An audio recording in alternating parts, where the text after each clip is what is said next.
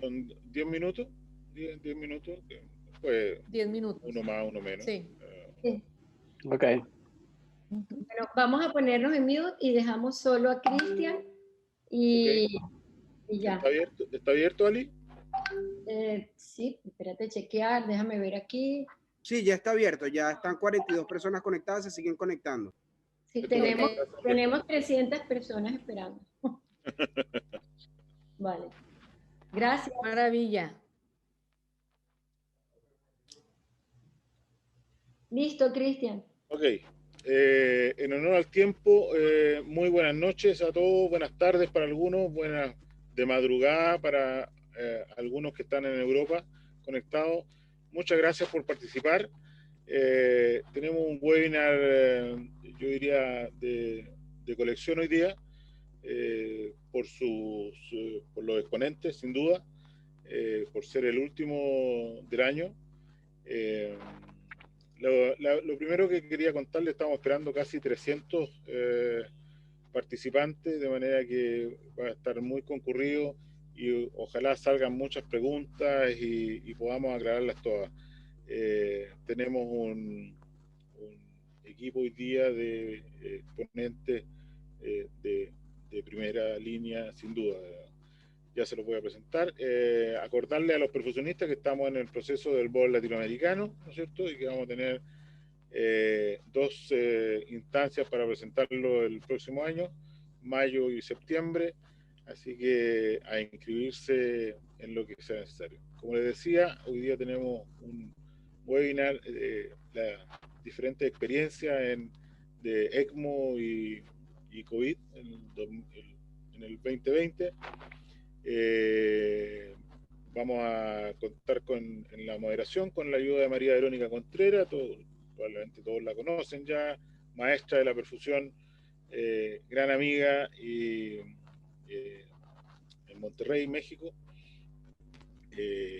Está Flavia Alves de Sao Paulo, también conocida por todos, no tiene necesidad de presentación. Flavia también es una gran amiga y ¿cómo se llama? Nos va a ayudar también en la moderación con el portugués.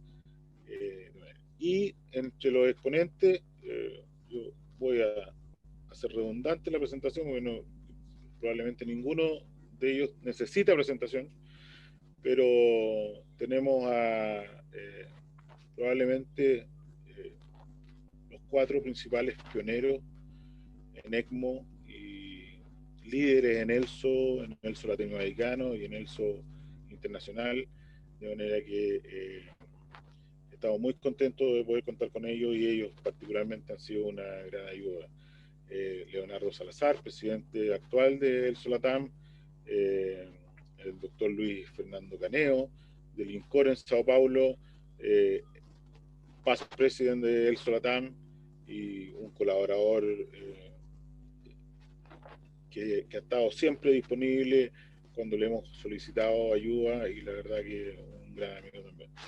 El doctor René Gómez, un pionero de verdad en ECMO, es probablemente la persona más importante en esto del ECMO en México y en Latinoamérica sin duda.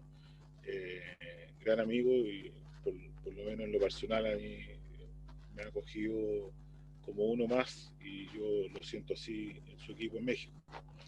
Y bueno, tengo que presentar a Rodrigo Díaz porque es mi jefe y también se lo merece, el past presidente del ELSO Latam y un colaborador también siempre dispuesto. Todos los webinars de ALAP están disponibles en la página de ALAP, en el canal de YouTube, de manera que los pueden revisar y los invito a que los revisen porque son y han sido este año una gran ayuda para quienes se vieron en la obligación de empezar a hacer ECMO porque tenían pacientes y no tenían dónde derivarlo. Así que los pueden revisar. ¿Sí? Nuestro agradecimiento a nuestros exponentes, que ya se los presenté. Todas las preguntas y respuestas, por favor, háganlas a través del canal de preguntas y respuestas. Ya no usen el chat para estar más ordenados, porque somos muchos, de manera que si aparecen muchas preguntas el canal de preguntas y en el canal de chat vamos a estar enredados, ¿sí? Así que los llamo a eso. Y invitarlos al Congreso Latinoamericano de Perfusión, que va a ser en Costa Rica en septiembre del 2021. Si estamos todos, espero que nos veamos ahí. Entonces, sin más, voy a dejar de compartir mi pantalla para poder invitar. Leonardo se conectó. No ha llegado, me dice. No ha llegado. Okay. Llega Doctor Luis Caneo, cardiocirujano, pionero de ECMO, ex presidente de El Solatam, nos acompaña hoy día y le vamos a dar la palabra. Doctor Luis, desde Sao Paulo, del INCOR de Sao Paulo, gracias por acompañarnos, gracias infinitas por acompañarnos y ayudarnos en este proceso de educación continua y en este proceso del ECMO, que este año ha sido particularmente difícil. Doctor Caneo. Muchas gracias por la invitación. Es un placer enorme estar con usted. Otra vez, discúlpeme mi portugués un poco, un español aportuguesado, con un sotaque más difícil. Espero poder mostrar a ustedes o que se passou acá e o que estava passando em Brasil. No ano de 2020, durante toda a pandemia, diria Caneo, que... Sim.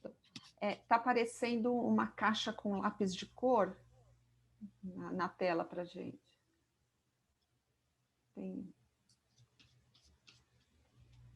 Agora sim.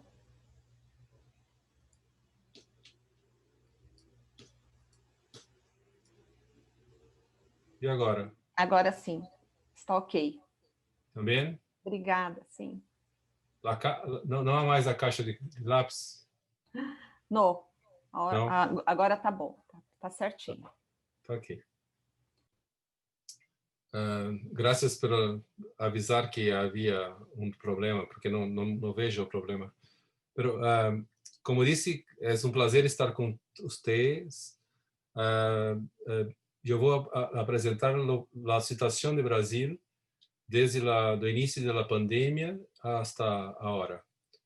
Eu diria que foi um ano muito difícil porque existem outras doenças e nós somos um hospital de coração e eu vou lhe mostrar o que se passou acá em Brasil com nós outros. A primeira onda, se podemos dizer assim, a first wave, acá em Brasil foi muito próximo de abril, maio, e nós tivemos um número muito grande de casos e mortos. E o número absoluto de casos, nós chegamos a ser o terceiro, algumas vezes o segundo país com maior número de casos. Pero a população é muito grande, então se olhamos por o milhão de habitantes, chegamos ao 53º lugar e ao 23º lugar em mortes por milhão de habitantes. Hoje, você pode ver acá, estamos novamente vendo um crescimento de casos. A vida parecia estar um pouco mais próxima de normal, pero nós tivemos um aumento muito expressivo nas últimas semanas. Eu penso que estamos ainda crescendo este número. Nossos hospitais estão com camas mais ocupadas. Há alguns estados, como o Rio de Janeiro, que não têm mais... existe uma espera por uma cama hospitalária, em especial nas UTIs. Isto porque houve uma diminuição da oferta de camas para o sistema de saúde. Então, quando todos creiam que estava terminando a pandemia, novamente houve crescimento muito importante e o sistema de saúde agora está muito ocupado. Nós não temos muito o panorama total de Brasil, porque estamos, como disse, em crescimento constante, número não é muito exato, pero eu quero mostrar a você a última entrevista que fizemos por telefone a las pessoas que estavam utilizando ECMO. Então, uma coisa muito importante que se passou acá é que muitos centros que não faziam ECMO antes da pandemia passaram a ser ECMO. O Serviço de Saúde em Brasil não considerou ECMO em seu programa de assistência aos pacientes, tampouco houve planejamento da utilização de ECMO dentro do sistema de saúde. Assim, muitos dos pacientes chegaram aos hospitais que eram hospitais de Covid, pero não tinham ECMO disponível em seus centros. Isso trouxe problema muito grande, porque se você pode ver acá, a mortalidade ou a alta hospitalária de los centros ELSO tiveram expressivo resultado melhor que os centros que não faziam ECMO antes, os centros não ELSO acá em Brasil. Então, os centros ELSO com 43% de alta hospitalária e os centros não ELSO com 12% apenas de alta hospitalária. Hoje temos mais de 150 casos, eu não tenho o número absoluto, pero os centros que eram centros ELSO e tiveram também atendimento de Covid, como alguns centros aqui apresentados, como no Rio de Janeiro, no Hospital de Américas, tiveram hasta agora 25 casos em seu serviço, e acá em São Paulo, no Hospital Sírio-Libanês, 32 casos hasta agora. Pero nós não temos o mobile ECMO, o ECMO móvel, não há disponível acá em Brasil. Então, e não há uma rede de referência entre os hospitais. Como disse, há muitos centros que não são centro ELSOs, que têm casos de Covid e não fazem ECMO, e também não há transporte desses centros para outros centros. Acá em INCOR, nós somos instituto do coração. Este é o complexo hospitalar do Hospital de Clínicas, onde trabalho. INCOR é centro que faz cirurgia cardíaca. Nós temos acá centro de cirurgia pediátrica, da qual eu sou cirurgião desta pediátrico trabalhando acá. É centro que hacemos cerca de 600 casos ao ano, com 90% com SEC e 20 transplantes em média ao ano.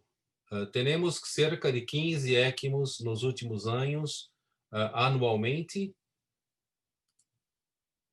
E o que se passou em INCOR durante o início da pandemia é que nós criamos 2 hospitais em lo complexo. INCOR foi centro que todas as especialidades cirúrgicas foram transferidas para o INCOR, de maneira que se transformou em hospital COVID-free, sem nenhum caso de COVID. E o hospital general, que está a cerca de nós passou a ser o hospital que recebia todos os casos de COVID positivo. Todos os casos de INCOR que estavam positivos eram transferidos obrigatoriamente para o Hospital General. Solamente os ninhos com COVID estiveram acá em nosso hospital. A ideia era manter o INCOR como hospital cirúrgico sem COVID para poder atender a população na parte cirúrgica. Pero tivemos algumas surpresas, como acá mostra essa imagem, onde o número de pessoas com positivas em Covid que trabalhavam aqui em hospital foi muito alto nos inícios da pandemia.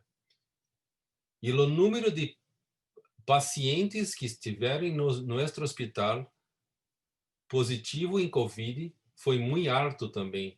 Alguns meses, cerca de 62 pacientes de nossos pacientes, teoricamente, num hospital sem Covid, positivaram para Covid. Em pediatria, tivemos 20 pacientes positivos em Covid.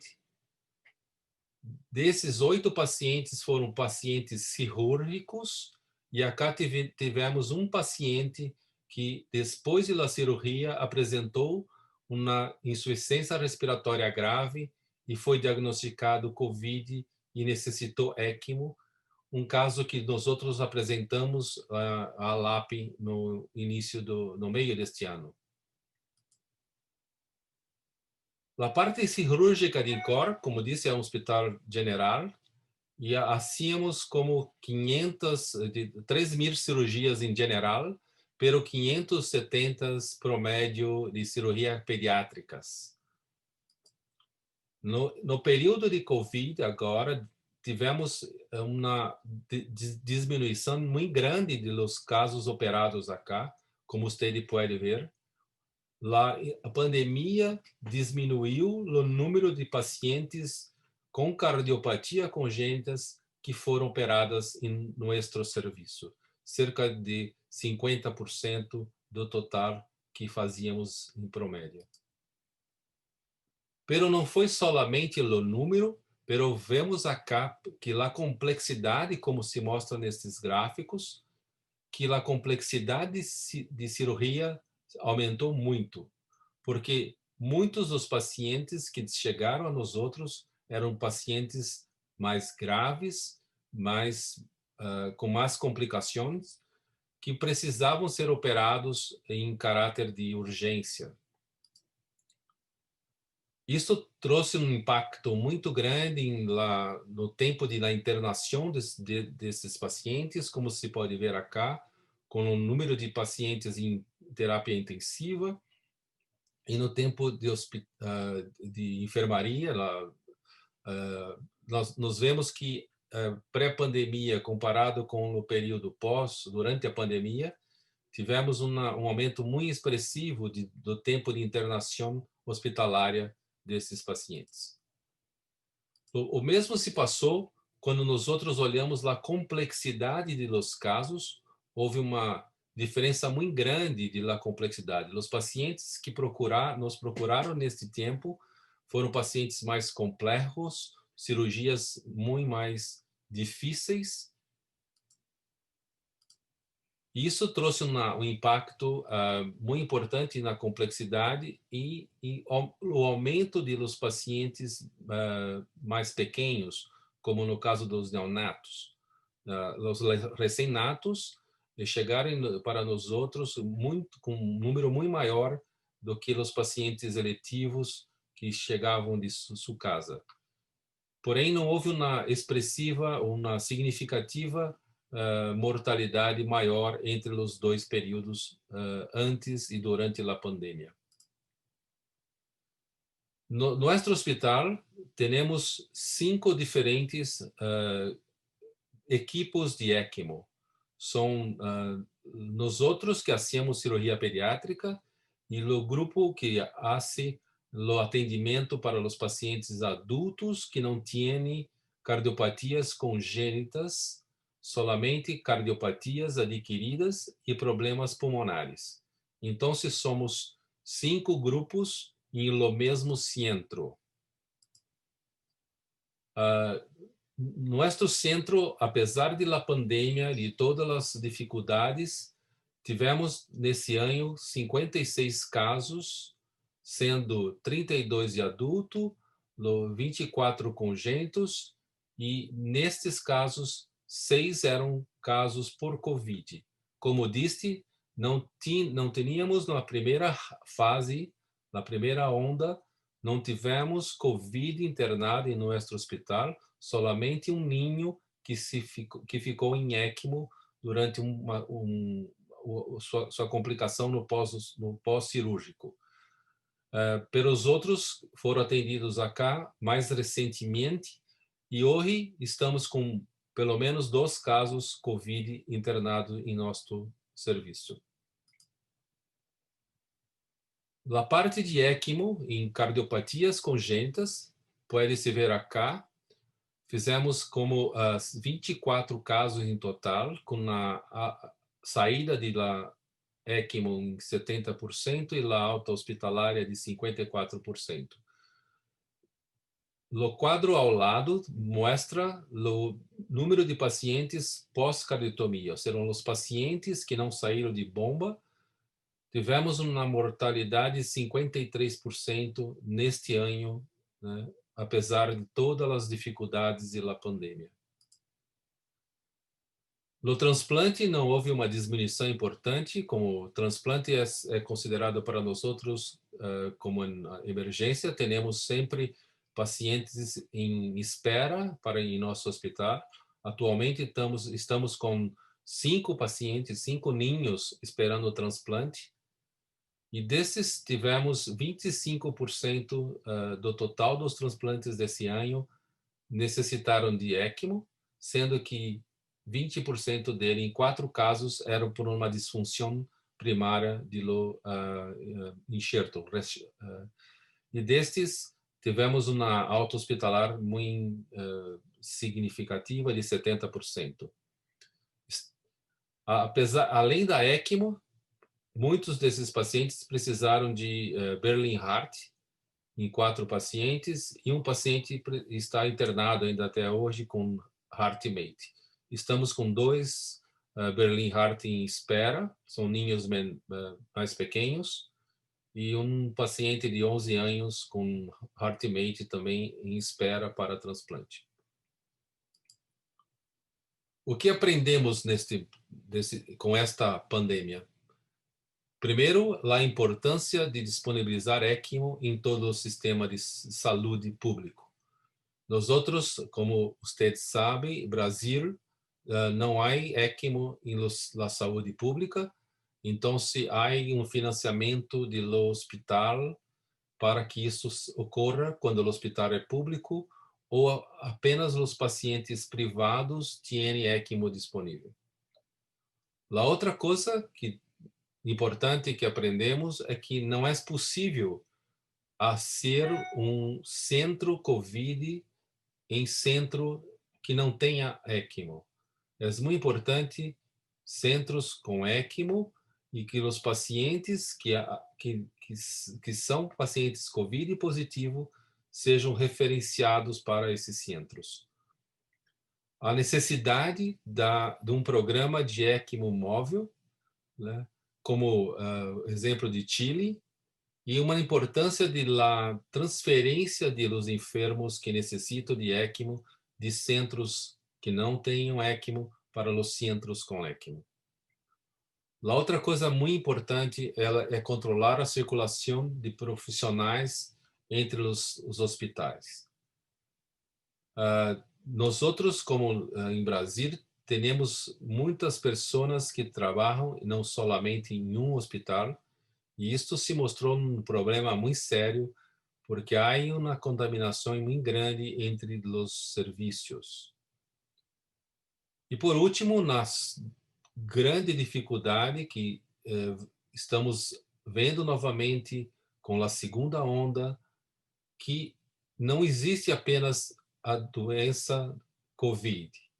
As outras doenças também continuam a existir e, em nosso caso, na cirurgia cardíaca pediátrica, temos muitos ninhos necessitando de cirurgia que, na atual situação de pico, temos muita dificuldade para atendê-los. Mais uma vez, agradeço a oportunidade e gostaria de deixar aqui a mensagem de manter a distância, usar máscara e feliz novidade para todos. Muchas gracias. Muchas gracias, doctor Caneo. Muy buena presentación. Indiscutiblemente, esto ha sido un gran problema para todos. Esta pandemia nos ha dejado muchas lecciones y sin duda para ustedes ha sido un esfuerzo mayúsculo, al igual que para todo el resto de quienes estamos en esto. Gracias, Luis. Vamos a dejar las preguntas para el final. Leonardo se habrá conectado. Leonardo Salazar está conectado, sí. Leonardo, muy buenas. Muchas gracias por participar con nosotros y ayudarnos en este desafío que fue colaborar con toda la gente en su proceso de educación continua. Ya lo había presentado, pero le recuerdo, Leonardo es el pionero del ECMO en Colombia, director del programa de ECMO en la Fundación Cardiovascular en Bucaramanga. Tiene lo que cualquiera de nosotros que trabaja en ECMO le gustaría, ¿no es cierto? Un servicio de ECMO para él solo. Pero siempre un maestro, una persona que sabe mucho, un gran amigo. Y te dejamos la palabra, Leonardo. Y las preguntas las vamos a hacer al final. Así que muchas gracias. Bueno, Cristian, muchas gracias a todos. Yo pues voy a presentarles, así como en una conversación, 4 cosas que quiero compartir con ustedes a partir de nuestra experiencia. Nosotros en Colombia realmente empezamos a vivir la crisis empezando más o menos como en junio. Tuvimos un momento crítico muy difícil entre agosto y septiembre y hubo una disminución que no fue completa y digamos que en la cual seguimos teniendo mucho trabajo, y esa disminución parcial está ahorita de nuevo aumentando rápidamente y pues hemos tenido durante ese tiempo bastante trabajo. En Colombia hay varios centros de ECMO, varios centros CELSO. Más o menos deben haber unos 12 o 13 centros. De esos centros, los centros que tienen más experiencia son 5, pues que tienen como más volumen. Los otros centros son un poco más pequeños. Y nosotros entre esos centros pues nos comunicamos y tratamos de colaborarnos en todo lo que podemos. Y esos centros desde agosto todos han estado completamente llenos. Entre esos 5 centros disponemos más o menos de unos 35 o 40 cupos de ECMO. Voy a presentarles mi experiencia.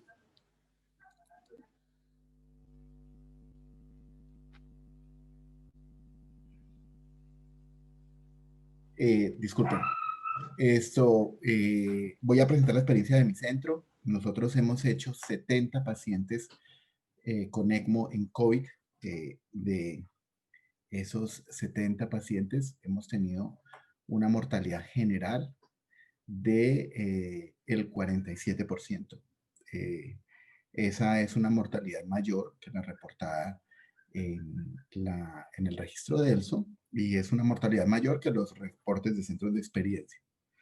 Quiero presentar 2 etapas diferentes. Una primera etapa, los primeros 35 pacientes que nosotros hicimos, los hicimos hasta el 2 de septiembre. Nosotros pusimos el primer paciente en ECMO la primera semana de junio y tuvimos unos 35 pacientes entre la primera semana de junio y el 2 de septiembre, cuando nosotros, por una situación de resultados críticos, decidimos parar la aceptación de pacientes en ECMO durante un periodo de tiempo mientras hacíamos unos cambios. En esa primera etapa de esos 35 pacientes tuvimos una mortalidad del 63%.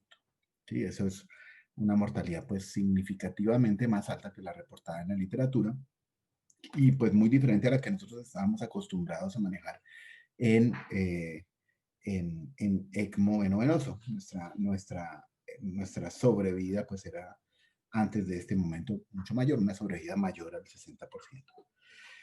¿Qué fue lo que pasó en esa primera etapa?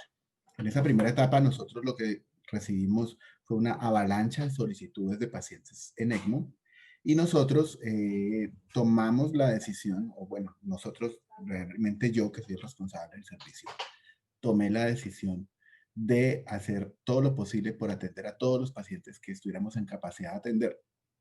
Entre los equipos que teníamos, los equipos de salas de cirugía y otros equipos que conseguimos, fuimos capaces de habilitar 18 cubículos de ECMO, 18 consolas de ECMO, y nosotros pues habitualmente teníamos entre 4 y 6 pacientes de ECMO, y nuestra capacidad máxima era 9 pacientes. Entonces tomé la decisión de duplicar nuestra capacidad.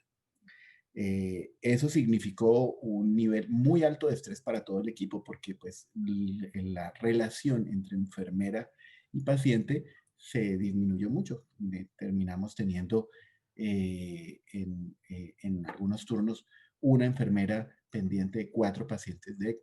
Y eso pues obviamente deterioró mucho muchas de las actividades de cuidado del paciente de ECMO. Adicionalmente, al principio de la pandemia nosotros teníamos muchísimo temor del contagio del personal y entonces hicimos una gran cantidad de barreras y restricciones para entrar en contacto con el paciente. Disminuimos mucho el contacto con el paciente y eso significó pues también una disminución importante en la calidad de la atención. Realmente lo que salva a los pacientes ocurre a través de contacto humano, ¿sí? No es estando detrás de un computador, ¿sí? O revisando en una revista lejos como ocurren las actividades que salvan la vida de los pacientes, es tocando los pacientes. Entonces, nosotros en esa etapa tuvimos esa gran mortalidad y la mayor mortalidad se relacionó con infecciones por gérmenes multidrogoresistentes y sepsis. Sí, esa fue nuestra principal causa de mortalidad. Tuvimos que convertir muchos pacientes a ECMO arterial porque desarrollaban choque séptico. ¿Sí? Esto también era completamente atípico, que la causa de muerte en ECMO fuera sepsis y que tuviéramos que convertir tantos pacientes. Eso no ocurría antes. ¿Sí? Entonces, pues cuando ya en el 2 de septiembre ya llevábamos, no sé, como unos 17 pacientes fallecidos de 35 que habíamos hecho, pues eso fue una crisis muy grande para el servicio, una crisis también muy grande para mí, en una sensación de frustración, ¿sí? Y también una sensación eso tiene un síndrome que es como el síndrome del farsante, ¿sí? Y es que uno se siente como si uno estuviera engañando o dando expectativas falsas a la gente que confía en uno y no cumpliendo con esas expectativas. ¿Sí? Y eso, pues, eso es un fenómeno, pues, que se asocia al burnout. Y creo que era lo que sentíamos en el grupo. Nosotros decidimos parar la recepción de pacientes en ECMO. Tuvimos mucho apoyo de Cristian, del grupo de las Condes, de Rodrigo Díaz. Ellos nos ayudaron a analizar la situación y Rodrigo ensambló un equipo pues así de primera calidad de la clínica Las Condes y pues llegamos a conclusiones que ahora nos parecen obvias, pero que en medio de esa emergencia no las veíamos tan obvias, de que teníamos que limitar el número de pacientes a lo que el recurso humano era capaz de atender bien. Nosotros ahí todos nos doblábamos de tiempo, nos agotábamos muchísimo, ¿sí? Teníamos que también aumentar la calidad del contacto con los pacientes, aumentar el contacto terapéutico y pues cambiar cosas de procedimiento, porque esa sobrecarga era la que conducía a que se contaminaran, a que hiciéramos contaminación horizontal,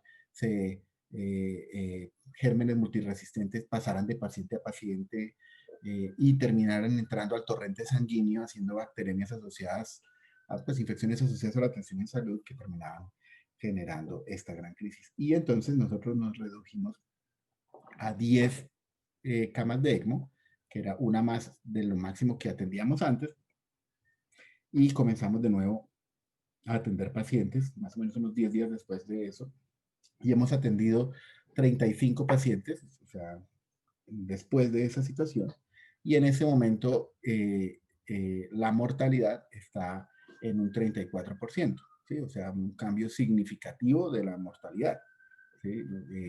Ya adquiriendo pues como unos valores similares a los reportados en la literatura de esos pacientes, digamos, a mortalidad hay varios pacientes que todavía están en ECMO y que están pendientes de definir. Seguramente vamos a cerrar con una mortalidad alrededor del 40%, del 40%, ¿sí? Que corresponde a lo que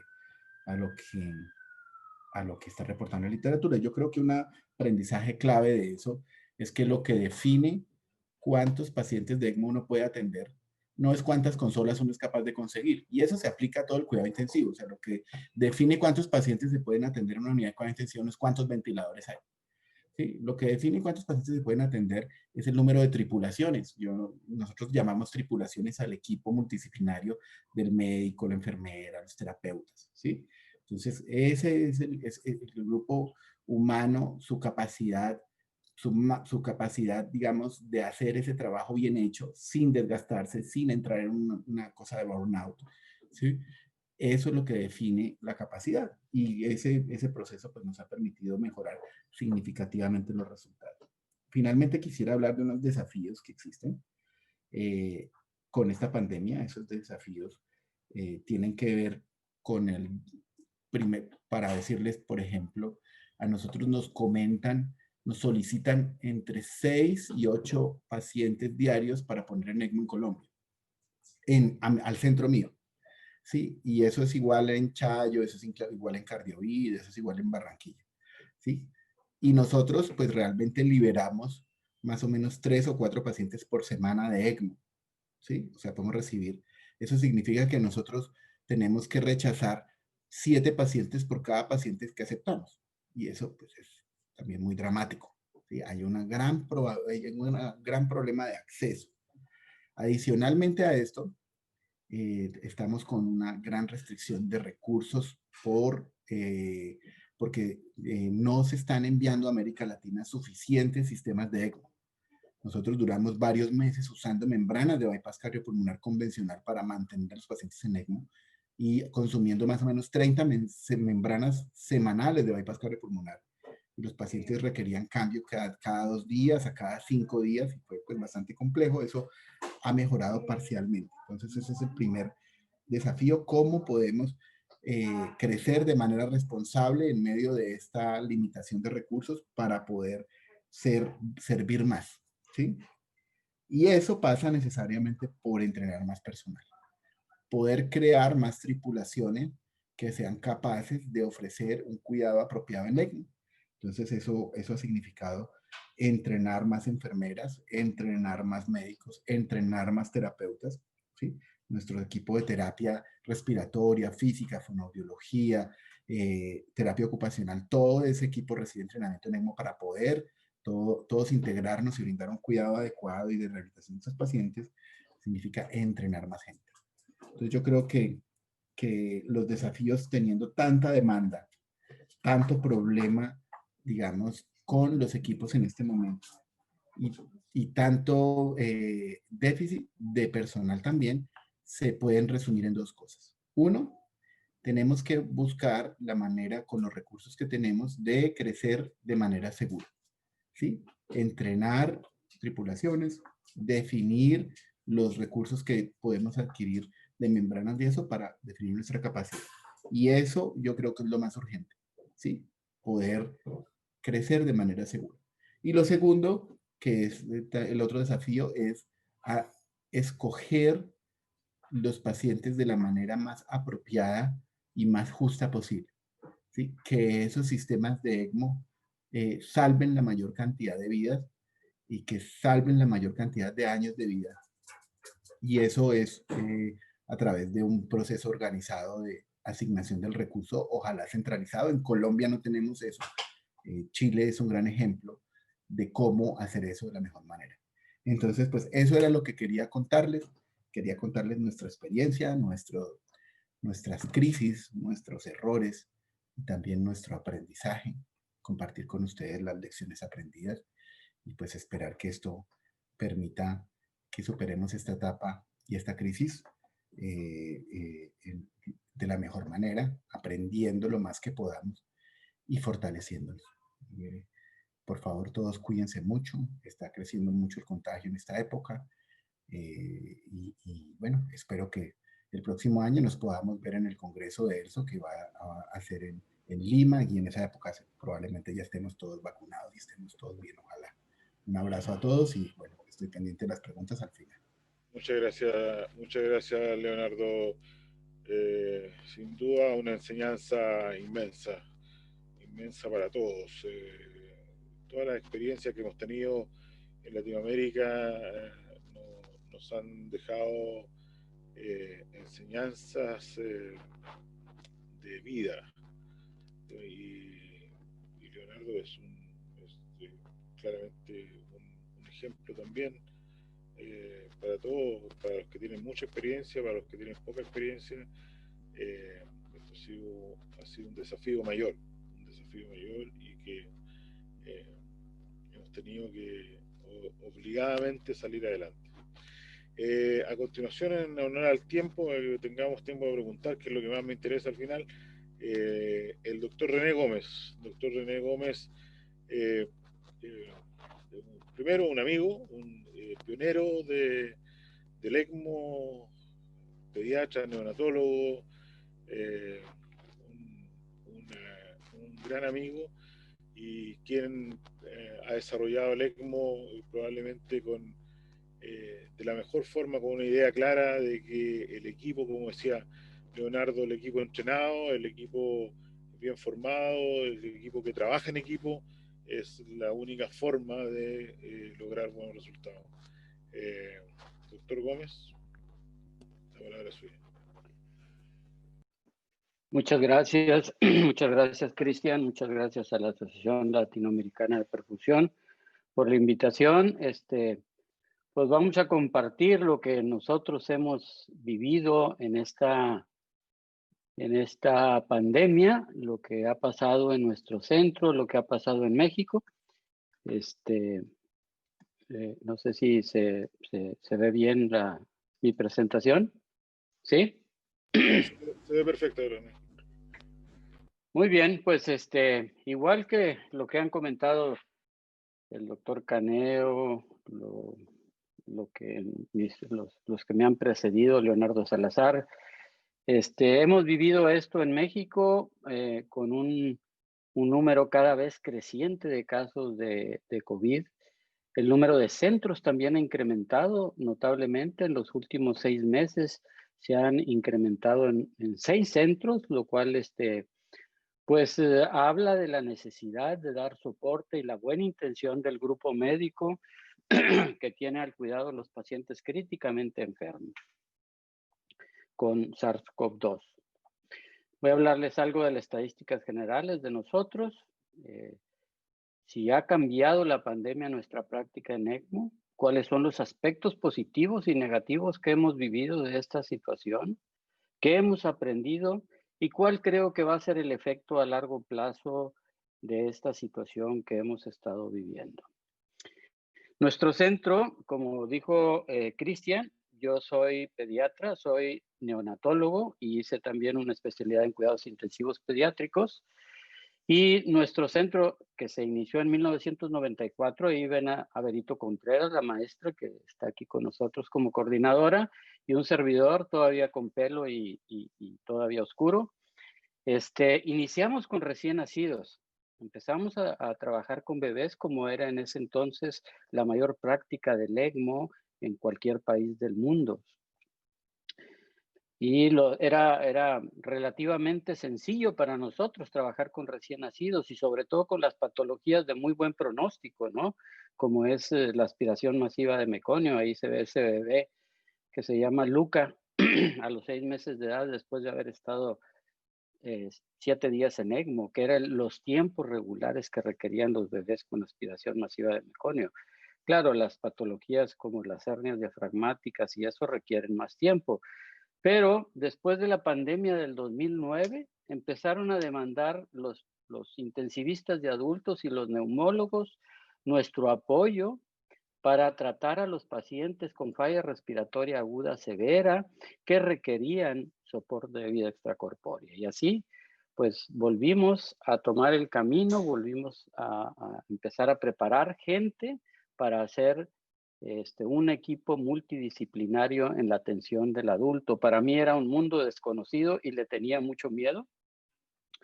Aquí pueden ver algunos de los casos. Empezamos a hacer un programa de transporte para adultos, también para recién nacidos, pero para adultos. Aquí está el cirujano, Berito, y otros compañeros perfusionistas y paramédicos que se entrenaron en esta disciplina, y empezamos a trabajar con adultos. Pero bueno, ¿qué ha pasado a través del tiempo? A través del tiempo, el número de pacientes adultos que requieren soporte de vida extracorpórea ha sido mucho mayor que el de los recién nacidos, y eso pues está en una proporción igual que lo que hay en el registro de la ELSO, ¿verdad? Actualmente los recién nacidos ocupan menos de un 20% de los casos, ¿verdad? La mayoría de los casos actualmente son adultos. Nosotros tuvimos nuestro primer caso de ECMO por SARS-CoV-2 el 28 de marzo de este año. Realmente tuvimos el primer caso, un paciente de 47 años con COVID y con falla respiratoria aguda severa que tenía toda la indicación de ECMO, ¿verdad? Ese primer caso era un paciente que ya tenía que tenía 10 días de ventilación, pero con falla de un solo órgano. Lo consulté con mis compañeros, entre ellos Leonardo, Rodrigo. Oye, tenemos el primer caso ahora y tiene estas características. Aunque se recomienda no hacerlo en menos por más de 7 días, en las guías que salían en ese momento, decidimos tomarlo. Y bueno, tristemente el paciente lo tuvimos en ECMO durante 50 días, lo pusimos como puente para trasplante y se murió de una complicación infecciosa. Pero de ahí tuvimos un tiempo de unos 2 meses sin pacientes con SARS-CoV-2. A partir de junio viene la oleada de pacientes y hasta ahora de julio, del 7 de julio a la fecha, hemos tenido 23 pacientes, de los cuales 10 han sido dados de alta. 2 han terminado en trasplante pulmonar bilateral, los 2 vivos. 2 están fuera de ECMO, pero todavía en el hospital, 7 de funciones, y aún 4 pacientes tenemos corriendo en ECMO. Es interesante, pero el motivo de ingresos de estos 23 pacientes, solo 8 de ellos venían como puente para recuperación. O sea, eran pacientes que tenían las características que podemos ver en las guías, que dice que tienen menos de 7 días, que tienen una edad menor de 65 años, que no tienen otros factores de mal pronóstico. Entonces, 8 pacientes como puente de recuperación, 6 pacientes como puente para trasplante. Nosotros en nuestro hospital tenemos un programa de trasplante pulmonar activo. Es el único programa exitoso en México. Tiene muy buenas estadísticas, muy buenos resultados, de tal forma que recibimos pacientes con COVID, con ya un daño pulmonar importante, que tenían probablemente más de 10 o 15 o llegamos a tener un paciente con más de 30 días de ventilación mecánica, y fueron por las características, la edad, pacientes jóvenes, etcétera, eran buenos candidatos para trasplante. Entonces, 6 de ellos entraron como puente para trasplante. Y como puente de decisión, que no sabíamos si iban a recuperación o a trasplante, 9 pacientes. Si nosotros contabilizamos el total de días ECMO que hemos tenido a los pacientes, son 865 días ECMO con todos los pacientes. Sin embargo, el tiempo que han estado en ECMO difiere en el caso de los pacientes sobrevivientes y no sobrevivientes. Por ejemplo, en los sobrevivientes son 34 días ECMO en promedio y 51 para los pacientes no sobrevivientes que no estaban para trasplante, ¿verdad? O sea, y para los pacientes que estaban como puente para trasplante, 66 días promedio. Dentro de los pacientes en recuperación o sobrevivientes, tuvimos el ECMO más corto de 7 días, pero hemos tenido pacientes con ECMO que se han recuperado de 2 meses. ¿De dónde vienen nuestros pacientes a ECMO? De nuestro hospital, solo 3 de ellos. La mayoría de los pacientes los transportamos, los canulamos en el hospital o en el centro donde está hospitalizado, canulamos y transportamos en ECMO. De los transportados son 6 terrestres en áreas cercanas a nuestro hospital y 14 aéreos. O sea, hemos tenido un buen número de pacientes en transportes aéreos. ¿Y qué ha pasado a través del tiempo?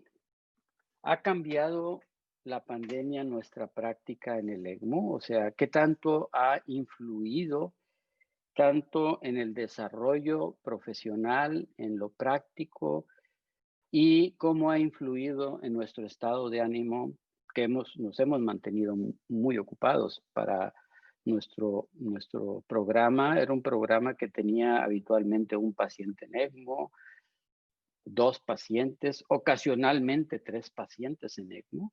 Sin embargo, durante esta epidemia, durante esta pandemia, hemos tenido hasta 7 pacientes simultáneamente en ECMO, ¿no? Y eso, pues, como comentaba Leonardo, implica mayor recurso humano, implica más trabajo para cada uno de los médicos, perfusionistas, enfermeras, y obviamente esto lleva a la fatiga, porque hasta ahora han sido meses bastante ocupados. Nos han obligado o hemos tenido que hacer estrategias diferentes a lo que estábamos acostumbrados. Por ejemplo, hemos tenido pacientes, tuvimos un paciente de 160 kilos y hemos tenido pacientes de mayores de 120 kilos, en los que, pues, como ya lo comentó también Leonardo, y a lo mejor se discutirá en un rato, los insumos han disminuido de tal forma que muchos insumos que antes teníamos, por ejemplo, las membranas de 7 litros, ya no las tenemos, o ha habido una escasez de estos insumos y hemos tenido que utilizar membranas hasta 5 litros. Y algunos pacientes que requieren altos flujos, pues hemos hecho algunas estrategias que no la habíamos utilizado, las habíamos leído, sabíamos de experiencia en otros lados, pero no las habíamos utilizado. Aquí ven membranas en paralelo, utilizar 2 membranas de 5 litros en paralelo para poder dar el soporte que ese paciente, sobre todo pacientes de muy alto peso y sin nada de función pulmonar. Hemos hecho improvisaciones, hemos utilizado membranas que antes no utilizábamos, como esta, como la Nitro. La urgencia, una membrana de 7 litros, la urgencia nos ha hecho buscar alternativas diferentes y además improvisadas. Como pueden ver aquí, no tenemos soporte de membrana y como en muchos lugares, pues hemos fijado con tela adhesiva, ¿verdad? Un amigo mío decía cuando estábamos en el hospital universitario en entrenamiento, si a este hospital le quitan la tela adhesiva se derrumba, ¿no? Bueno, tuvimos algunos circuitos así parecidos. Estrategias de canulación múltiples. Aunque la gran mayoría de nuestros pacientes, por no decirlos, todos nuestros pacientes han entrado de primera intención a ECMO veno-venoso, hemos tenido la necesidad de cambiar a ECMO veno-venoso arterial o en algunos casos prácticamente ECMO veno-arterial cuando han llegado sobre todo pacientes que nos han hecho falla derecha muy severa, que nos han obligado a tener accesos diferentes. Por ejemplo, este paciente, canulada la axilar a través de un injerto, nos funcionó muy bien un injerto de Dacron, y se puso en ECMO veno-arterial con un buen soporte. Este otro caso, una canulación central, sacadas las cánulas por contraabertura, atrio-atrial, o sea, canulamos drenaje en atrio derecho e inyectamos en atrio izquierdo, sin darle una poscarga al ventrículo izquierdo. Y bueno, en últimas fechas, todo el mundo se cansa, ¿verdad? Todo el mundo ha influido en nuestro estado de ánimo también, el hecho de que en algunos momentos hemos tenido defunciones de 2 o 3 casos muy seguidos, y además más ingresos. Esto ha alterado y nos ha causado el síndrome de burnout, como decía Leonardo, pero bueno, tratamos de mantener nuestras formas de convivencia dentro y fuera de la unidad de ECMO para pues mantener nuestro entusiasmo en el trabajo. Hemos sido muy estrictos también porque los primeros casos, cuando tuvimos los 7 casos simultáneos, tuvimos incidencias de infecciones cruzadas, de tal forma que ahora nos mudamos a una unidad de ECMO que tenemos lavamanos quirúrgicos como estos en todos lados y tenemos una vigilancia muy estricta. Y de hecho pueden ver ustedes allá atrás, si se fijan, aquí atrás hay una cámara y de este lado hay otra cámara donde hemos establecido y hacemos sugerencias a nuestros colaboradores, enfermeras, perfusionistas, fisioterapeutas, rehabilitadores, etcétera, a entusiasmarlos en el lavado de manos y en utilizar batas para cada paciente para tratar de evitar estas situaciones. También hemos sido simples, alegres y dragones. Estos 3 doctores que están aquí son parte del equipo de trasplante pulmonar. Este es el cirujano de trasplante de tórax, es el doctor Uriel Chavarría, que es el director del programa de trasplante, y el doctor Sergio Sánchez, que también es parte del programa de trasplante, ¿no? Y tratar de hacer un poquito ameno nuestros momentos difíciles, ¿no? También complacientes con nuestros pacientes. Hemos evolucionado mucho en esto. Hemos mantenido despiertos a prácticamente todos los pacientes. Ustedes saben que cuando uno empieza a manejar adultos en ECMO, el mantenerlos despiertos no es fácil. Lo habrán vivido, lo hemos vivido todos. Sin embargo, esto nos ha llevado a a utilizar protocolos cada vez más afinados para poder mantener a los pacientes complacientes, que tengan la compañía de su familia, como este chico, Alexis, que tiene aquí a su esposa. Está viendo el fútbol americano, era un domingo y se pasó todo el domingo viendo los partidos de fútbol porque a él le gusta mucho el fútbol americano. También hemos sido complacientes con nuestros pacientes. La verdad es que la mayoría de nuestros pacientes han pasado un tiempo en áreas de COVID sin sus familiares, sin nadie que los visita porque no pueden entrar a estas áreas de COVID. Cuando los pasamos a las áreas no COVID, pues procuramos que tengan convivencia con la familia, pero no solo eso. Por ejemplo, Irene aquí que nos pedía salir, dice, quiero ver el sol, quiero estar en la calle, quiero que me lleven, y pues lo hacíamos, la paseábamos por el hospital y nos la llevábamos a la entrada principal del hospital y ahí se quería durar horas, ¿verdad? Hasta que empezábamos a tener problemas ya con los tanques de oxígeno y que teníamos que regresar. Pero ella quería siempre estar con nosotros. Y no solo eso, nos hizo también hacer...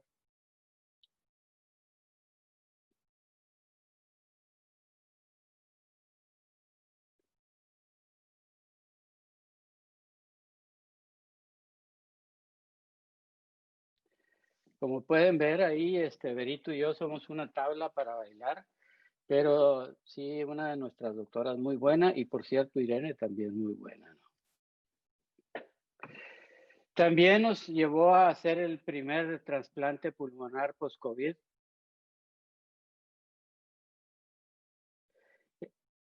Él es Luis, el que estaba hablando, él es nuestro primer paciente con trasplante pulmonar post-COVID. Aquí lo ven a la izquierda haciendo rehabilitación. Este paciente lo trasladamos de un estado que está muy al sur de nuestro país, en Chiapas. Es prácticamente la frontera con Guatemala. Lo trasladamos en condiciones muy malas, lo despertamos, lo rehabilitamos y aquí lo ven, pues ya está activo. De hecho, él está trabajando ya actualmente, ¿no? También hicimos algunos retos importantes. Una de las pacientes que nos refirieron de la Ciudad de México porque tenía un mes de ventilación, nos la refirieron a nuestro programa para trasplante. La tuvimos en ECMO veno-venoso y después de 3 semanas, su seguro coreano, ellos vivían en la Ciudad de México, pero la íbamos a trasplantar en Monterrey. Su seguro coreano decidió no pagar el trasplante. No sabían qué tan bien lo hacíamos en México, o no sé si era por situaciones administrativas o por desconfianza, pero dijeron, nosotros la trasplantamos y nos las traen a Corea. Entonces tomamos el reto de hacer un transporte en ECMO de casi pues más de 18 horas, creo que fueron 20. De Monterrey nos fuimos a Canadá y luego a una ciudad, a Anchorage, Alaska, después a una ciudad rusa y terminamos en Corea del Sur. Ella llegó en excelentes condiciones y un mes después se trasplantó. Ella se llama Kim y Kim está ya en su casa muy bien. También ha habido cosas positivas en nuestro programa con esta pandemia, pues que nos hizo hacer una unidad de ECMO.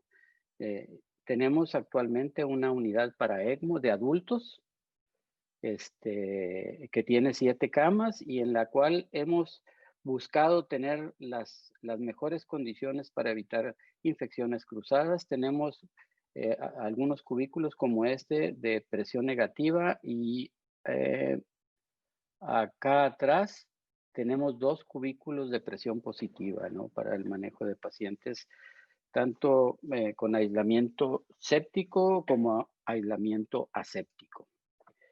Y pues bueno, eso es la experiencia que hemos vivido de ser un programa que se inició con bebés. Ahora es un programa que atiende la mayor parte adultos. Muchas gracias. Doctor René, muchísimas gracias por su presentación. Qué tremenda experiencia. Felicitaciones, sin duda. Yo tengo la fortuna de conocer bien el programa en Monterrey y la verdad es que es un tremendo trabajo, es un tremendo equipo liderado por René y que hoy día solo merecen felicitaciones por el inmenso trabajo y el cariño con el que trabajan, porque esto no solo necesita, como decía Leonardo, no necesita las máquinas, son el menor de los problemas, necesita gente entrenada, pero por sobre todo gente con amor por lo que hacemos. Así que gracias René y conversemos al final de la pregunta. Nuestro amigo Rodrigo Díaz, desafortunadamente todavía no se ha conectado, pero teníamos un plan B, porque sabíamos que esto suele ocurrir aquí al final del mundo. Así que le vamos a pedir conflicto de interés Alberto, respecto al tema. Y ahí los va a puntos hablar claves es mostrarle la experiencia que tenemos en Clínica Las Condes, de que se trató la red integrada de COVID-19 y el sistema centralizado de candidatura a ECMO para finalmente ver los resultados de esta intervención. En Clínica Las Condes tenemos casi 400 pacientes hasta el 29 de octubre de 2020 soportados en ECMO. Gran parte de estos pacientes son producto de ECMO de transporte. Una parte de los ECMOs de transporte del año 2020 son ECMOs hechos desde un centro referente a otro centro con capacidad de ECMO, no necesariamente el nuestro. Estos son nuestros resultados. Pueden ver que en adultos en fallas respiratorias tenemos un 66% de sobrevida. En rojo está la comparación con la sobrevida al alta con ELSO. En pacientes cardíacos un 53% y en SPR de adultos un 44%, siendo nuestra sobrevida global de un 61,2%. Preparándonos para la pandemia COVID, en marzo de este año se puso una comisión, se impuso una comisión de expertos nacionales para establecer los criterios de entrada a ECMO en medio de esta pandemia que se nos avecinaba. Como pueden ver en esta diapositiva, de 430 camas disponibles en la región metropolitana, que es la región que concentra prácticamente la mitad de los habitantes del país, se subió de 430 camas a 1750 durante el punto más álgido de la pandemia. Este aumento de camas se hizo básicamente con camas de intensivo reconvertidas desde salas de post-anestesia, unidades de intensivos pediátricos y también algunas unidades cardiovasculares. Vemos acá que las camas disponibles son, entonces aumentaron considerablemente a nivel nacional, también en la región metropolitana, como les había explicado. Las camas ocupadas también aumentaron en la misma proporción y los pacientes en COVID fueron los que mayormente utilizaron este aumento de la capacidad de intensivo. Al 16 de octubre de este año, 5 pacientes permanecían en ECMO. Hoy, pacientes COVID, a la fecha de hoy, que es 9 de noviembre, es más o menos la misma proporción.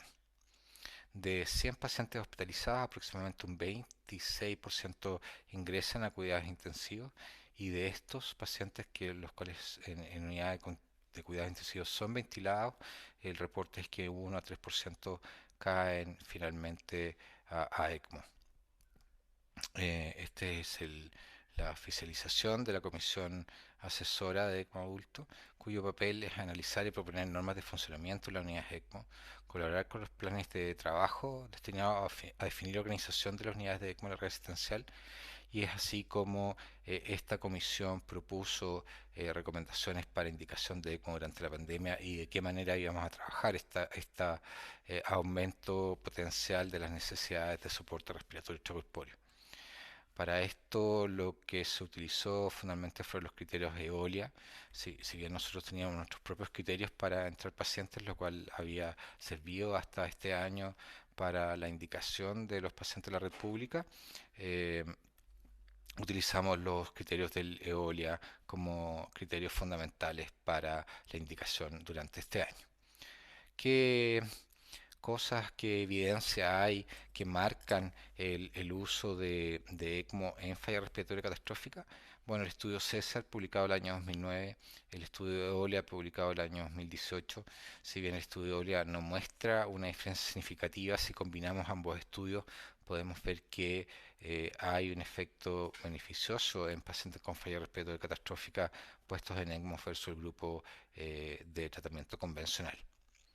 También se tuvo que pensar en un criterio dinámico de indicación, es decir, basado en la capacidad real en ese minuto de la selección de pacientes, íbamos a ver si los pacientes eran candidatos o no, dependiendo de la cantidad de pacientes que tuviesen en ventilación mecánica y ocupando camas críticas en ese punto del tiempo. Para esto desarrollamos un score propuesto básicamente con la edad, que sabíamos que era un determinante de la mortalidad de los pacientes conectados a ECMO en falla respiratoria, las comorbilidades, que sabíamos que se asociaban a mayor mortalidad en los pacientes con COVID, la cantidad de fallas multiórganos y los días de ventilación mecánica previos, que también se estimaban a partir de los trabajos previos que mostraban que los días de ventilación mecánica influían en el outcome de los pacientes en SRA conectados a circulación extracorpórea. El índice de masa corporal también se incorporó dentro de este score, y también la cantidad de drogas vasoactivas usadas al momento de la indicación. Es así como, dependiendo de la cantidad de camas críticas utilizadas, nosotros íbamos a determinar si el paciente era candidato o no a ser soportado en circulación extracorpórea. La misma comisión determinaba si el paciente se trasladaba de manera convencional a un centro ECMO con capacidad ECMO o se trasladaba con ECMO móvil, dada la condición en ese minuto fundamentalmente de la oxigenación al momento de ser indicado el soporte. Nuestra institución ha hecho ya 18 ECMO deliveries, pero hasta el fines de octubre había hecho 15, de los cuales un 60% había finalmente sobrevivido durante su hospitalización. Es decir, el ECMO delivery se estableció como un mecanismo efectivo para poder trasladar a los pacientes de un centro a otro sin ser necesariamente el nuestro. Estos son la experiencia de mi hospital, la cantidad de oxigenadores utilizados en los primeros 30 pacientes de 64, y el total de días ECMO es de 720. Aquí vemos la diferencia entre unos hospitales y otros en la cantidad de ECMO soportados hasta el 28 de agosto. Eso marca diferencias en la tendencia entre en la cantidad de pacientes soportados y lo que sí hubo diferencias en la mortalidad con tendencias a que los centros con mayor experiencia y mayor volumen lograban mejores sobrevidas, pero esta diferencia no fue estadísticamente significativa. Entonces, hasta el 28 de agosto teníamos 93% soportados, fuera de ECMO 85, con vivos fuera de ECMO 40 pacientes, con lo cual nos tuvieron sobrevivir el 61%. Esto está visto en esta imagen donde vamos acumulando 93 pacientes hasta el cierre de la serie el 28 de agosto. De estos 93 pacientes tuvimos datos más acuciosos en 69 y vemos que la mayoría se produjo durante el mes de junio. En agosto, septiembre y octubre la tendencia ha sido más bien a una estabilización similar a lo observado en el mes de agosto.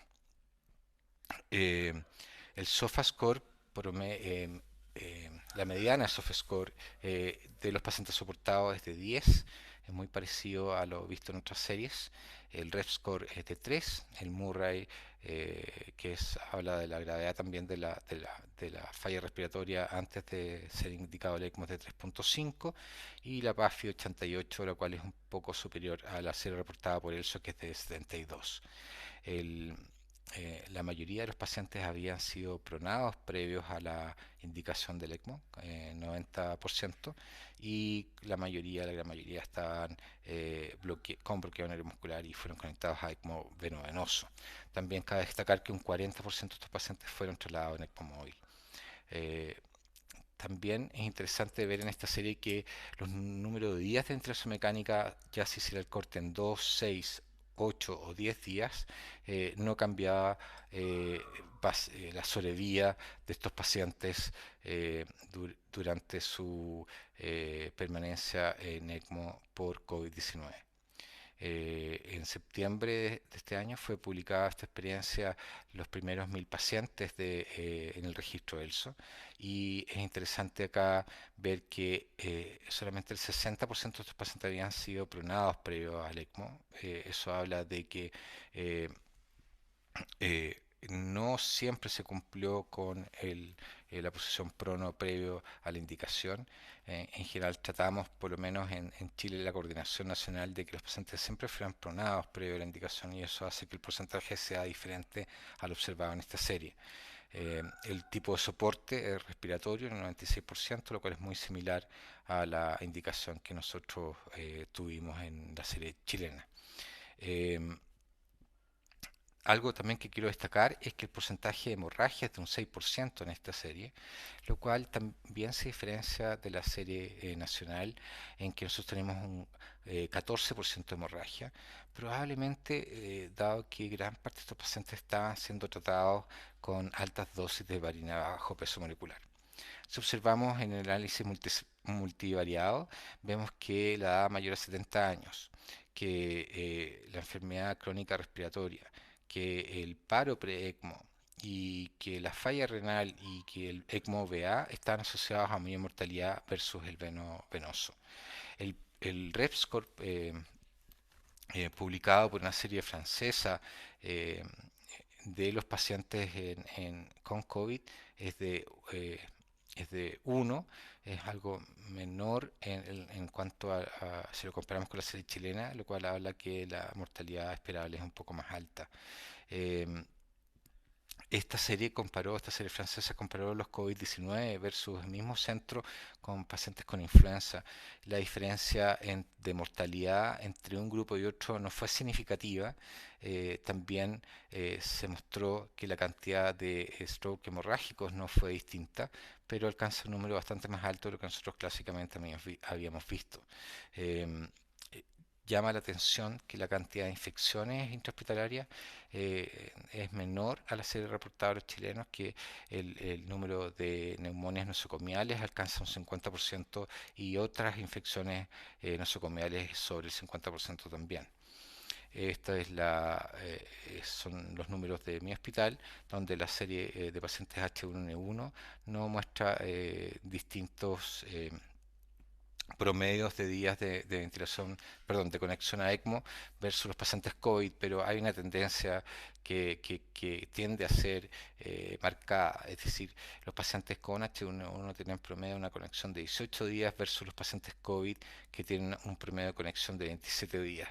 Y si comparamos la sobrevida de un grupo y otro, de nuevo refiriéndome a la serie de mi hospital, la sobrevida entre los pacientes H1N1 y los pacientes COVID, que en el caso de nuestra serie es de 74%, no es estadísticamente significativa. Esta foto muestra el cambio de las unidades de cuidado. Esta es una unidad de cuidado post-anestésico que fue reconvertida a unidad de tratamiento intensivo con ventilación mecánica con máquinas de anestesia, fundamentalmente donde teníamos 24 pacientes conectados. En este grupo de pacientes, 2 pacientes fueron conectados a ECMO y posteriormente llevados a la unidad de cuidado intensivo que tenía más experiencia en el cuidado de estos enfermos. También nos preparamos con charlas durante mayo para explicar y ampliar el conocimiento de las indicaciones de ECMO o las indicaciones que se habían definido por la Comisión de ECMO a todo el resto de las unidades críticas del país. Es así como gran cantidad de pacientes se trasladaron en este periodo, muchos de estos trasladados en ECMO móvil, y esto fue una tremenda experiencia que pudo lograr una sobrevida global, como les mencionaba, a nivel nacional de 61%. Estas son fotos de pacientes que hemos trasladado. Esta es una foto de un paciente que conectamos en la unidad reconvertida, pero que posteriormente se trasladó a un intensivo normal. Esa es otra foto de otro paciente siendo conectado en Arica, al extremo norte de Chile. En realidad la cantidad de pacientes trasladados ya supera los 40 pacientes trasladados en ECMO móvil.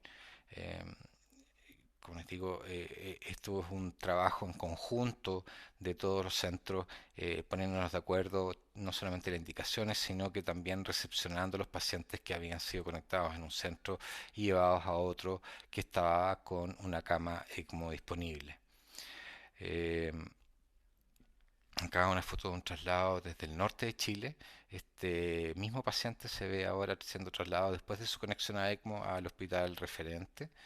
Esta es una foto de otra conexión a ECMO en el mismo Santiago.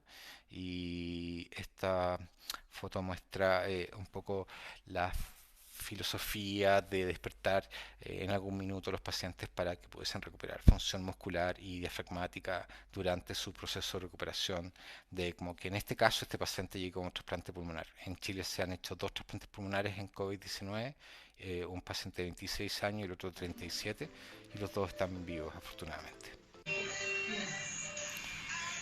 Aquí ven el paciente que está siendo levantado por primera vez y caminando, dando sus primeros pasos previo al trasplante. En definitiva, lo que logramos fue una sobrevida del 61% con un tiempo y una estadía promedio de 28 días, lo cual es bastante más alto que lo habitual. Y en la serie chilena se vio que la edad, que el SOFA, que la PAFI previa al ingreso y que la compliance, tanto del previo a la conexión como la de las primeras 24 horas, estaban asociadas a mayor mortalidad. Les agradezco su atención y cualquier duda estoy dispuesto a aclararla cuando corresponda. Muchas gracias.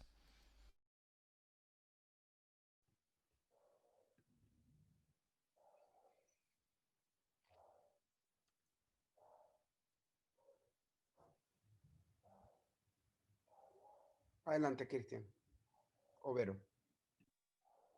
Hola, buenas noches a todos. Buenas noches desde aquí, desde Monterrey, México, a todos. Muchas gracias por haberse unido a este extraordinario webinar. Agradecemos de antemano, como lo mencionó Cristian, el agradecimiento a LAB, porque desde el inicio de esta pandemia, desde marzo, desde la primera sesión que tuvimos, el primer webinar en abril, ha sido extraordinario para todos nosotros los perfusionistas y todos los que participamos en estos programas de ECMO, sí, en toda Latinoamérica. Esta comunicación que nos ha unido, que hemos tenido, de cómo nos va, de qué se está haciendo en cada lugar ha sido extraordinario y eso es gracias a la. Cristian, ¿deseas que empecemos con las preguntas? Sí, por favor. ¿Sí? Sí, sí. Ok. Favor. Primeramente para el doctor Caneo. Doctor, buenas tardes. Preguntan que los pacientes que ustedes cuando reiniciaron con el programa de cirugía cardíaca, ¿qué pruebas estaban realizando a los pacientes antes de llevarlo a quirófano?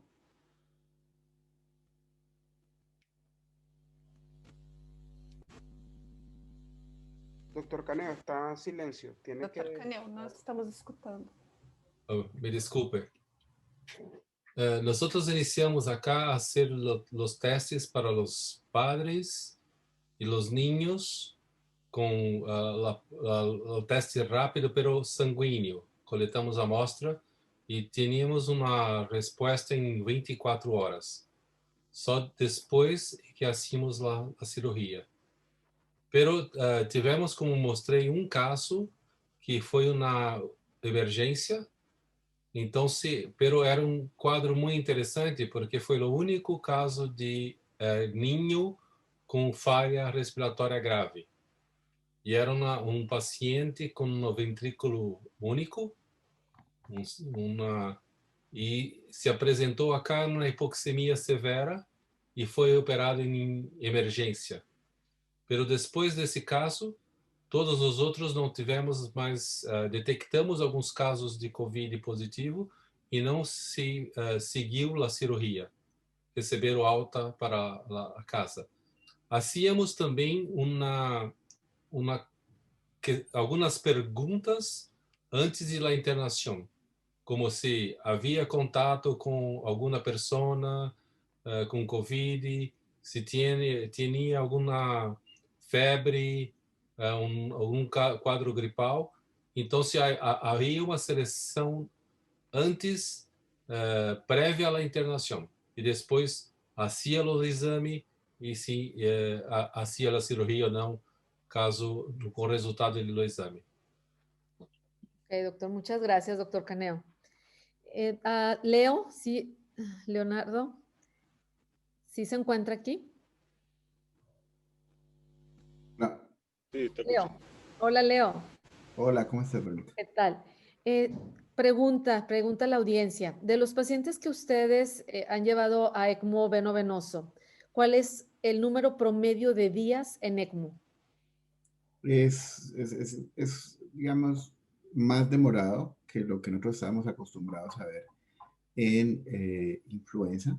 Ajá. Y tenemos más o menos como 1 de cada 4 pacientes evoluciona rápido como en las primeras 2 semanas. Pero 3 de cada 4 tardan más de 3 o 4 semanas. En promedio, el tiempo de estancia en ECMO es casi 1 mes en promedio. Pero pues ahí están involucrados los pacientes que fallecen o los pacientes que salen rápido. Yo diría que 1 de cada 4 salen las primeras 2 semanas, pero la mayoría salen después de 3 semanas. Ok. Otra pregunta, Leonardo, es de la problemática de la escasez de las membranas para ECMO en Latinoamérica. ¿Ustedes ahí en Colombia han tenido que hacer alguna estrategia? ¿Hay suficientes membranas para los centros ECMO que hay en Colombia? ¿O cómo han enfrentado esta situación? No hay suficientes membranas en Colombia. Estuvimos peor. Hace 1 mes estuvimos sin membranas de ECMO en toda Colombia. Y la manera como eso se manejó fue que algunos centros cerraron el ingreso de pacientes de ECMO y otros centros lo que hicimos fue usar membranas de bypass cardiopulmonar. Y eso pues fue bastante traumático porque aumentaba muchísimo la carga de trabajo del grupo, aumentaba la cantidad de transfusiones y también esto aumentaba las infecciones de los pacientes. En este momento nosotros tenemos un aprovisionamiento de membranas limitado. Y como estamos haciendo es que nosotros rescatamos a los pacientes en membranas de bypass cardiopulmonar, ¿sí? Algunos, más o menos como un 10% de los pacientes, un poco menos, pueden tener sangrado cerebral, o se pueden, digamos, como definir tempranamente que no tienen buen pronóstico. Y los pacientes que vemos que tienen buen pronóstico, entonces los pasamos a membranas de ECMO. Eso es como una adaptación que hemos hecho para tratar de preservar membranas que están limitadas y que van a seguir limitadas por bastante tiempo, de acuerdo a la información que hemos recibido de las empresas que las traen a Colombia. Sí, la producción de membranas de ECMO es insuficiente para la demanda que hay en el mundo y lamentablemente América Latina no es una prioridad en el mercado de membranas y por eso nos mandan menos membranas de las que necesitamos.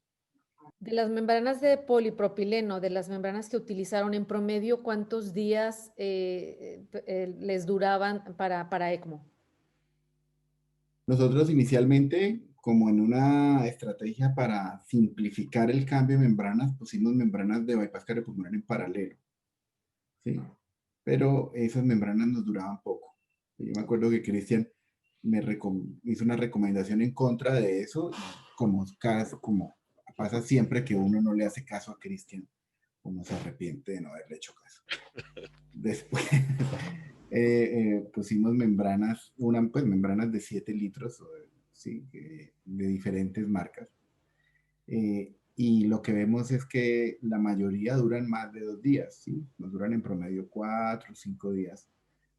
También depende de varias cosas, pero en general es entre 4 o 5 días nos duran esas membranas. Es de todas maneras mucho menos de lo que una membrana de ECMO. Y siempre esos cambios de membrana, pues es dejar al paciente sin flujo de ECMO durante unos segundos. Y, pues, a algunos pacientes eso es desafiante. Es bastante trabajo. Ok. Muchas gracias, Leo. Un gusto saludarte. Doctor René, mi jefe, hay una pregunta. El paciente que se llevó a trasplante bipulmonar, ¿cuál fue el protocolo? ¿Cuántos días estuvo en ECMO y cómo se llevó a cabo el trasplante? ¿Fue en ECMO? ¿Fue en SEC? ¿Nos podría platicar, doctor? Sí, claro. Este paciente lo recibimos, un paciente que rescatamos de una ciudad, de un estado al sur del país, que había estado en ventilación mecánica por un mes. Había estado sedado, paralizado y con narcóticos por todo ese tiempo. Lo pusimos en ECMO y nos llevó alrededor de 45 días de tenerlo en condiciones, 45 días de tenerlo en condiciones óptimas para poder subirlo a la plataforma de trasplante. Como han comentado previamente, estos pacientes necesitan ganar fuerza muscular, necesitan nutrirse, rehabilitarse, tener buenos movimientos diafragmáticos, etcétera. Hay un programa muy exhaustivo de rehabilitación para ponerlo en condiciones óptimas. De tal forma que, pues después de 45 días lo subimos a la plataforma. Aquí hay una plataforma de trasplante a nivel nacional.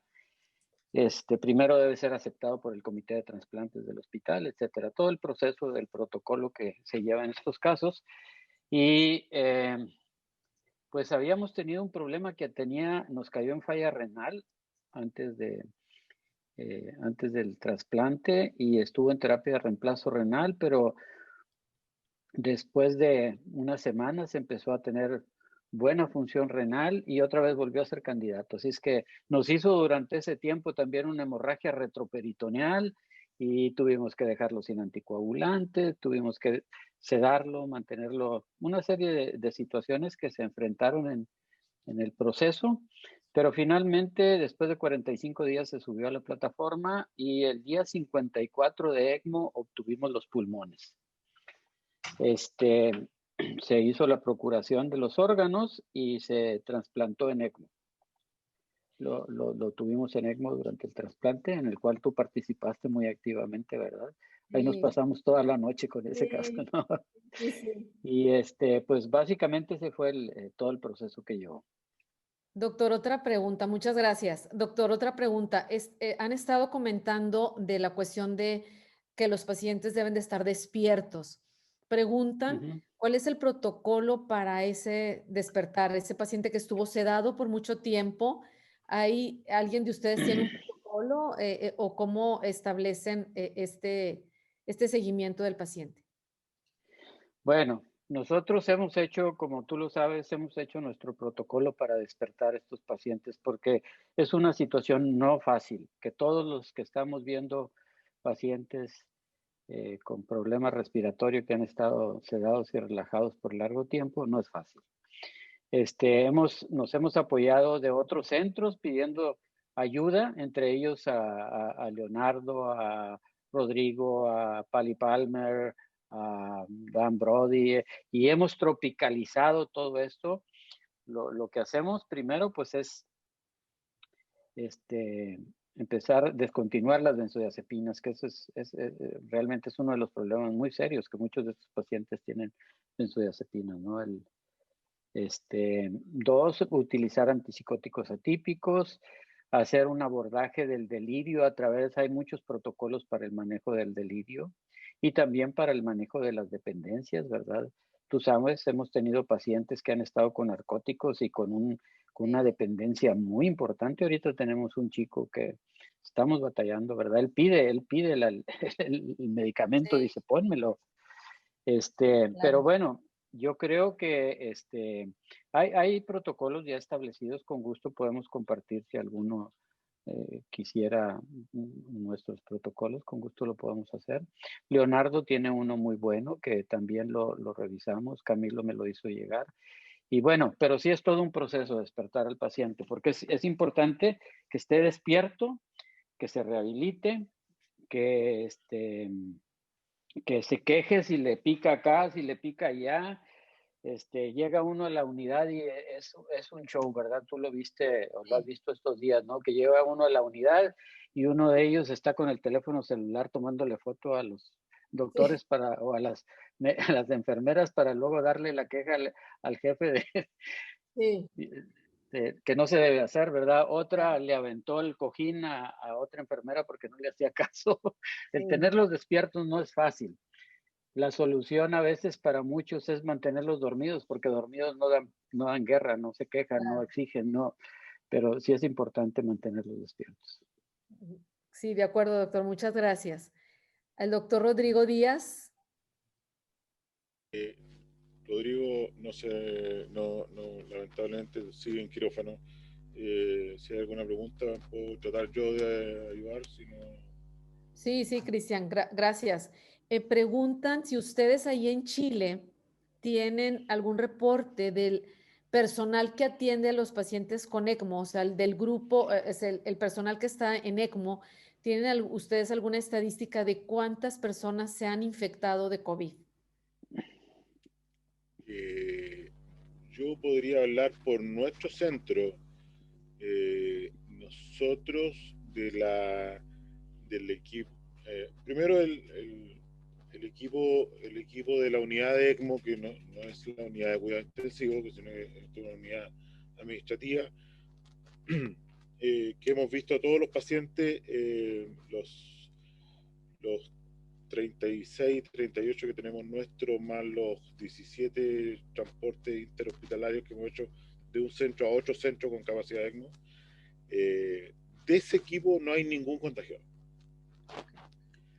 De la unidad de cuidado intensivo tenemos 2 enfermeras contagiadas y 2 técnicos de enfermería contagiados. Si hablamos solo del equipo de ECMO, estamos hablando de 54 enfermeras.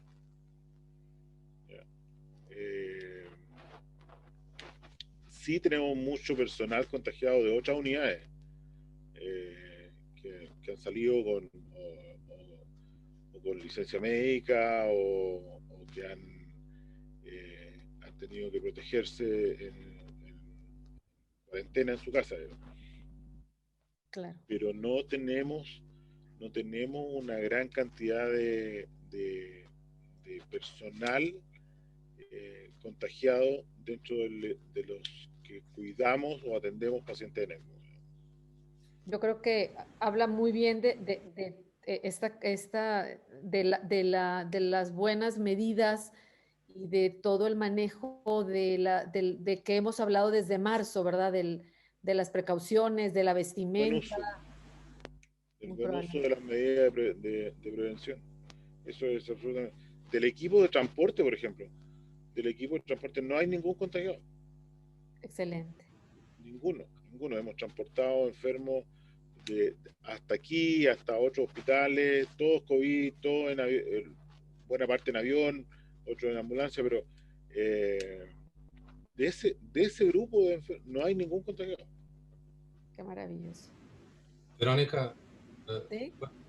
voy a comentar, yo tengo un dado muy importante que cuando mostré los gráficos de las personas contaminadas acá, es muy interesante porque teníamos un hospital que fue dedicado a la COVID, teníamos como 250 camas de UTI. Y nuestro hospital acá era un hospital COVID-free. No había casos COVID porque transferíamos todo para lo otro Para un hospital. hospital. Pero el Claro. hospital general no hubo, la contaminación es muy baja entre las personas que trabajaban en el hospital. Y acá fue muy alta. Yo pienso que es muy importante que Fajardo disse, porque las personas que cuidan do enfermo tienen más cuidado do que las personas que Así es. supostamente não estão com o paciente infectado em sua presença. Então, sim, o cuidado é menor. É um dado muito interessante acá. Foi uma experiência que nos outros foi pior, num hospital COVID-free, do que o hospital que tinha solamente COVID. Luis, ¿tú Yo crees creo que aligeraron que es las por medidas. relajación? O sea, ¿tú crees que la Sí, gente que exacto. estaba en el hospital no COVID se relajó más en el uso de la protección? Sim, sim. Eu penso que se relaxa mais porque não tem o mesmo cuidado que as pessoas que cuidam dos pacientes com COVID. É um dado interessante acá. Sí, de acuerdo, doctor. De acuerdo. Muchas gracias, doctor. Verônica? Verô? Sí, sí, Tem adelante, adelante, María. uma pergunta que nós poderíamos fazer para os três panelistas.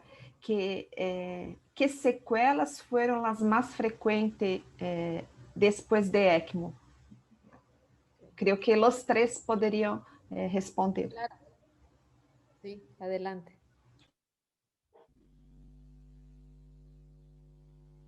Bueno, pues de la experiencia nuestra, nosotros recibimos pacientes que en general han tenido mucho, o digamos que han tenido mucho tiempo de neumonía, ¿no? Esta enfermedad son pacientes que duran extubados con oxígeno en alto flujo, con ventilaciones no invasivas durante varios días y después se intuban y yo creo que llegan como con mayor lesión pulmonar. Me parece que los pacientes que sacamos de ECMO nos cuesta más trabajo la recuperación pulmonar y que salen con un compromiso parenquimatoso pulmonar más alto, ¿sí? Que lo que veíamos anteriormente.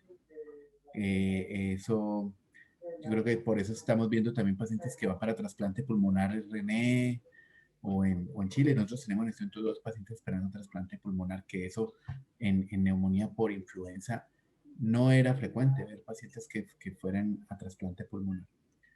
La otro es pues el gran deterioro cognitivo, físico y emocional. Y por eso creo que es muy importante integrar de manera efectiva la rehabilitación y en los pacientes llevan mucho tiempo de sedación, mucho tiempo de relajación, con frecuencia varios ciclos de pronosedados relajados y tienen unas consecuencias importantes de esto. Y vemos que la rehabilitación de los pacientes es desafiante y si uno no empieza a hacerlo pronto, pues es peor. Entonces creo que esas son las dos cosas, ¿no? el deterioro físico, cognitivo y emocional que se produce por la UCI y el mayor grado de disfunción pulmonar que vemos. Y también lo que nosotros hemos estado viendo es dos grandes problemas, como comentaba Leonardo. El primero es el daño pulmonar que queda en muchos de estos pacientes. O sea, aún después de salir de ECMO, un buen número de ellos quedan en ventilación mecánica y luego con oxigenoterapia por un buen tiempo. La enfermedad del COVID es diferente, las neumonías por COVID es diferente a las que se veían por influenza. De hecho, tenemos ahí un caso que nos fue referido de la Ciudad de México como para puente de trasplante. Lo tuvimos en ECMO, encontramos mejoría, fuimos viendo mejoría y después de unos 4 semanas lo sacamos de ECMO. Salió de ECMO bien, pero unos días después empezó a tener otra vez problemas respiratorios, a aumentar la dificultad, muy susceptibles a cualquier situación infecciosa, aun cuando no sea pulmonar, los ponga mal, ¿no? Entonces este muchacho de 48 años, actualmente ya está dentro del programa de trasplante pulmonar, a pesar de que salió de ECMO y que aparentemente se iba a recuperar, ¿no? Entonces, además, se ha visto también en COVID algunas oleadas de respuestas inflamatorias secundarias. El otro problema también muy serio es el síndrome postraumático, el PTSD, ¿no? Nosotros hemos tenido pacientes un par de pacientes con problemas de síndrome postraumático muy serios. Uno de ellos, un doctor, un pediatra que tuvimos en ECMO, salió de ECMO y el doctor ya no quería vivir, ¿verdad? Tenía una depresión tremenda, estuvo en tratamiento por un tiempo y bueno, ya actualmente está reintegrado a su vida, a su actividad y parece que ya está trabajando nuevamente, ¿no? Pero eso lo hemos estado viendo, el síndrome postraumático, en un buen número de los pacientes que salen de ECMO. Muchas gracias, doctor. Dr. Canel? Eu penso que não há nada a acrescentar do que já foi dito. A parte respiratória é um grande problema. Pero eu queria falar uma outra coisa que está aqui também nesta linha, é a respeito dos ninhos. Eu não sei se René teve algum caso de ninhos, ou em Chile, ou Leonardo. Eu penso que é interessante ouvir um pouco isto, porque nós outros acá em Brasil tivemos apenas 3 casos, pero solamente um caso foi a parte respiratória do problema. Os outros foi por uma síndrome inflamatória. Então, parece que é muito mais frequente a síndrome inflamatória sistêmica do que a parte respiratória nos ninhos. Eu queria ouvir de René, Leonardo e de Christian se tiveram algum caso de niños en sus países. En nuestro centro, perdón.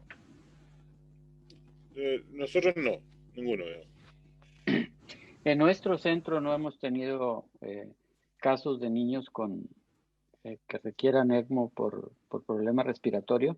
En la Ciudad de México, en un centro hermano que somos muy allegados a ese centro, en el Hospital Infantil Privado, tuvieron un caso de un niño con una miocarditis, con arritmias fatales, un jovencito que llegó pues en un choque cardiogénico, no se sabía que era COVID, se puso en ECMO, en ECMO venoarterial.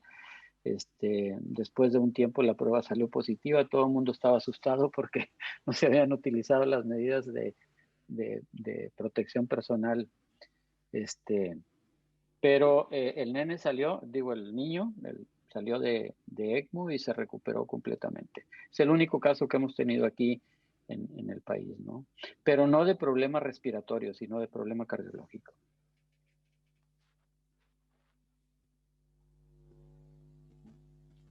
Nosotros no hemos tenido ningún caso pediátrico en ECMO. Ok.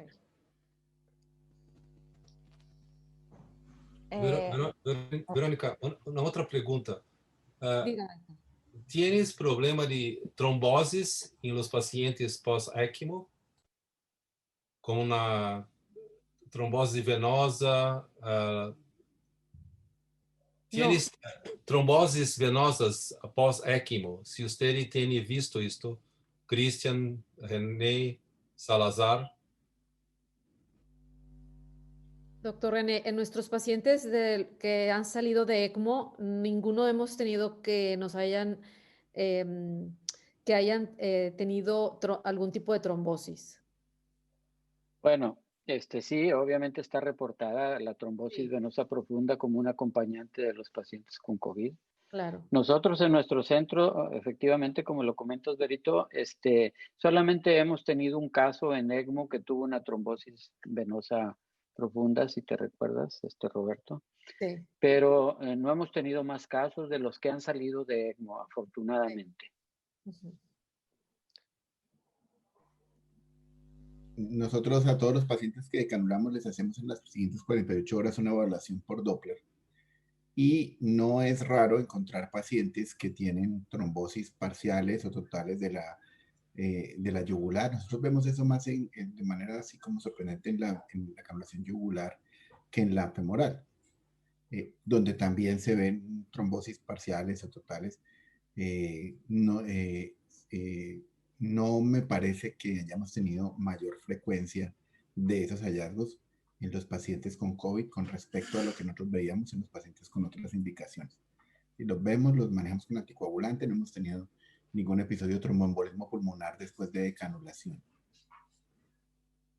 En nuestro caso, la verdad que hemos tenido pacientes con trombosis venosa profunda, pero que ya cuando los canulamos ya estaban con su trombosis venosa profunda. No, al igual que Leonardo, no hemos tenido TEP ni trombosis venosa profunda post-ECMO.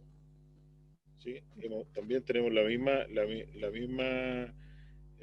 mismo seguimiento, y es verdad, hay como una tendencia a esta trombosis de la parcial de la yugular que se mantiene en el tiempo, y efectivamente nosotros los dejamos con profilaxis anticoagulante, pero trombosis post-ECMO, como TEP o trombosis pulmonar, no hemos tenido.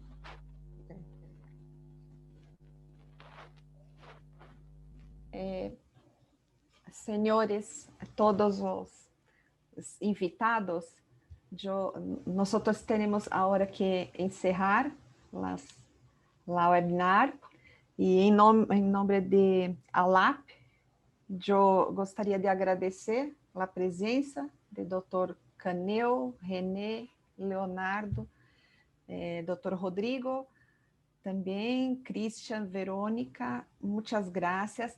Este é o webinar 37 de ALAP, que iniciamos em 4 de abril. Então estamos muito contentos por este resultado e desejamos a todos um feliz Navidad, um feliz ano 2021. Cuidem-se todos. Muitas graças. Um grande abraço a todos. Buenas noches, que estén muy bien. Muchas gracias a todos. Muchas gracias a todos. Saludos y feliz Navidad. Saludos. Gracias, cuídense mucho. A todos desde México, mi cariño para cada uno de ustedes. Un placer estar con ustedes y que nos hayan escuchado desde aquí hasta el último rincón de Latinoamérica. Sí, gracias a todos. Buenas noches.